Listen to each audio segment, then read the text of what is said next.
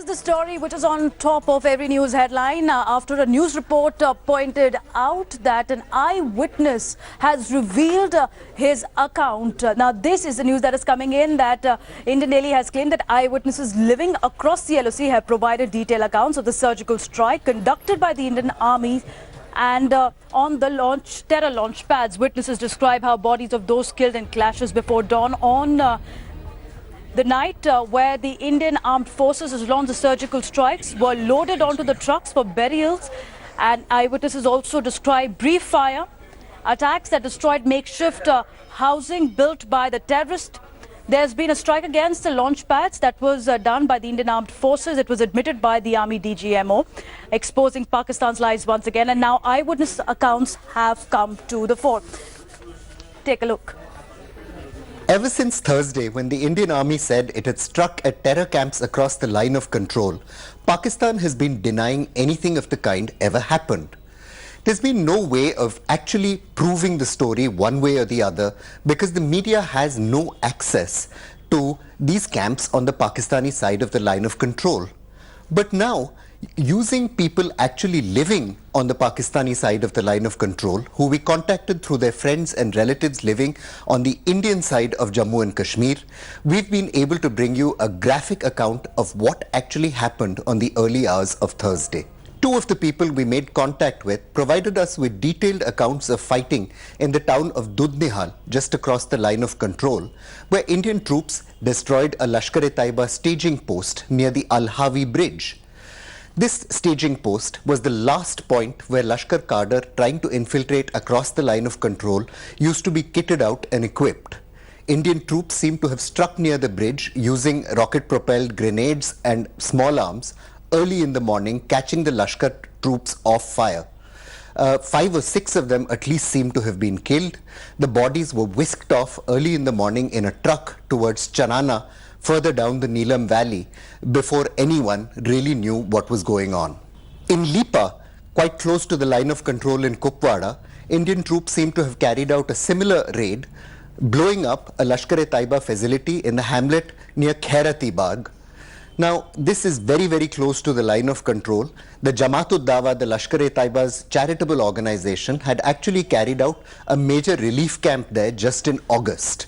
We haven't been able to get clear accounts of exactly how many people were killed or injured, but there does seem to have been damage to a Jamaat-ud-Dawa building used to run the organization's charitable activities in that hamlet.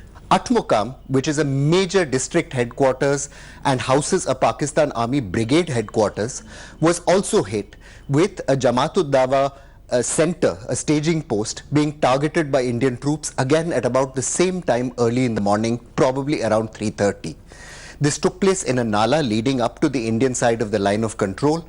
Local residents we contacted were not able to give us details of precisely what kind of fighting went on and how many casualties were claimed here, but they corroborated accounts that there was a strike on their side of the line of control. From these accounts, as well as from classified intelligence reports which we've cited in today's Indian Express, we've been able to bring the first clear, unequivocal picture that these raids did take place. Our early investigation suggests that the level of fatalities and injuries in this fighting may be somewhat lower than the media accounts you've been hearing, in which 50, even 100 terrorists are supposed to have been killed. But there's very little doubt that these strikes did take place.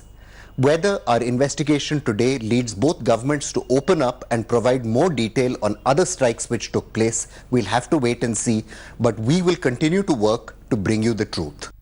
So at a time when the opposition voices are just growing and asking government to prove and give a proof of the strike that took place across the line of control, this is the first such account that is coming. We have Praveen Swami, who's a senior journalist of Indian Express. You just heard the entire detailed account of their report. Mr. Swami, can you also tell our viewers how many eyewitnesses you were able to speak to? We spoke to 5 people, all of whom are related to people on the Indian side of the line of control. As you know, a lot of families on the Indian side have relatives living on the other side. That's how we contacted these people. We are unable to name them though because of concerns about their safety. All right. And Mr. Swami, if you can also tell our viewers that you've mentioned these eyewitnesses have given you detailed accounts of which are the posts that were targeted. Now, have you been able to verify it with another source? We asked each of these 5 sources the same question. These were people who, because of the nature of their work and their business, travel extensively in the Neelam Valley. We asked them all the same questions, and on several points of fact, their accounts were consistent. Now, this leads us to believe they're telling us the truth and the accounts are consistent. We also acquired some photographs from them. In some cases, we would, of course, have liked to publish them, but that would have we finally decided not to because, again, of concerns for their safety. We're convinced their accounts are credible. Now, of course, this is a less than ideal circumstance to be working in. You as a journalist know this. We would have liked to have had longer conversations with these individuals. We would have liked to have spoken to more people. We would have liked to have spoken to the first-hand witnesses that they spoke to. But in these unusual circumstances on the line of control, where of course Indian journalists have no access at all to the other side, and where there have been no Pakistani media reports coming from these areas of the line of control, this was the best we could do. And we're reasonably certain that these accounts are credible. We would, we of course would. Right, Mr. Swami, also in your reportage, you've cited that there were you couldn't ascertain the number of casualties that have taken place across the line of control. Of course, the Indian Army has made no official claim on the casualties. But when you were speaking to these eyewitnesses, could you recount for our viewers what exactly they saw? All right, we'll try and connect with Mr. Swami once again, but this is an Indian Express report which has claimed that they've spoken to eyewitnesses, around 5 to 6 eyewitnesses they have spoken to. They have also said that these eyewitnesses claim it could be a second-hand account, but they believe that it's a credible information when they've shared that there were bodies loaded on trucks that were sighted, and they were also saying that there were at least 3 terror camps that were targeted during the surgical strike. So this is the first such account that is coming from the eyewitnesses. Understandably, Indian Express Group is saying that we couldn't go across the line of control and verify those accounts, but this is the information that is available today in the media domain. We have Kamaljeet who's joining us on the story. So Kamal, even as the chorus growing about a proof that should be shared by the Indian Army, there is a sensitive operation that has been involved. A lot has been said by the opposition also, but is this enough to silence the critics?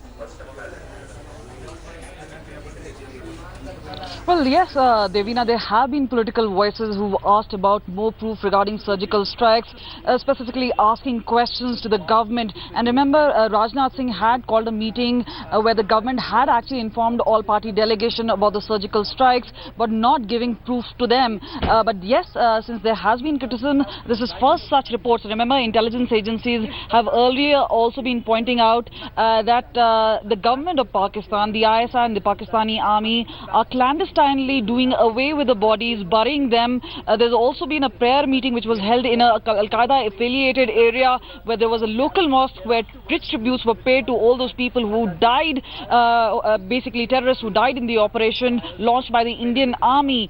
But now, specifically speaking, this is one part of the evidence which has come directly from PoK.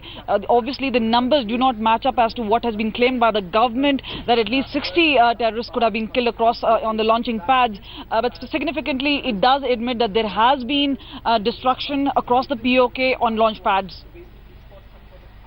Kamaljeet, be with us. Let's take our viewers through what is the eyewitnesses account that's been quoted by the media house. Bodies of terrorists were loaded onto trucks is what they have said in today's report. There are 5 eyewitnesses which Indian Express Group journalists spoke to. Brief but intense firing took place is what these eyewitnesses are claiming. Firing took terrorists by surprise, and also they've said that the bodies that were loaded on the trucks, they couldn't nail the number of bodies which are there on the trucks. We have India Today's Executive Editor Gaurav Sawant who's joining us this morning. So Gaurav, this is first such claim by the eyewitnesses which this media has been able to report, but they've also said they have certain photographic details with them. They cannot obviously print them because of security reasons, but this is a big blow to the critics who've been questioning the Indian Armed Forces operations. You know, on day one, India Today was the first channel to break the story of surgical strikes, and subsequently our sources had given us a lot of details about how these surgical strikes had taken place. But because they'd requested us not to give out those details about how the commandos went in, how the strike was carried out and how they came back safe, what is it that eyewitnesses on ground have now said? They've said that there was a brief but intense firefight. Yes, now in this brief and intense firefight, what we know is the commandos went in at different locations, both north and south of Pir Panjal. They killed terrorists, and as soon as terrorists were killed, the commandos returned. There was detonation, there were massive explosions that took place, and more than just grenade fire, flamethrowers were used in this operation, rockets were used in this operation.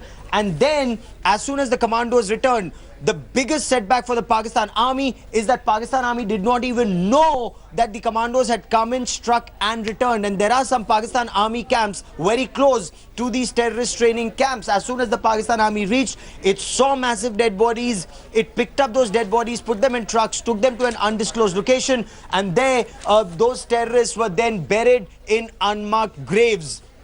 The Pakistan Army is now facing flak, not just from its Jawans and junior officers who are wondering that on one side Osama bin Laden could be killed, the Americans came in, killed and went back. On the other side, now Indians have come in, and this is proof of Indian Army going in, striking and returning. Now in all of this, buildings were destroyed, bunkers were destroyed. Some posts, from what our sources tell us, they were targeted. In all of this, the Pakistan Army just did not retaliate. By the time it did, Devina, the Indian Army was already back. Now, these are some of the places. Neelam Valley is what we call Kishan Ganga. This is the Kishan Ganga River. On either side of Al Hawai Bridge, there are terrorist training camps. They were targeted. Apart from this, those who defend this bridge, and you know who defends bridges, they were targeted, and then a Lashkar camp was targeted. Now, this bridge is extremely crucial. What Pakistan needs to be beware of is that this can also be targeted and has been targeted in a form. So clearly, this is, as you rightly pointed out, all the critics who said Indian Army did not do this, they're clearly silenced by eyewitness accounts. Absolutely. And Gaurav, we talk more about that, but we take a very short break. Stay with us. Also on the other side, we take you across the border in Pakistan now. A special legislative session that's been called, but Sharif facing opposition from his own people. He can't hide any more. Details ahead.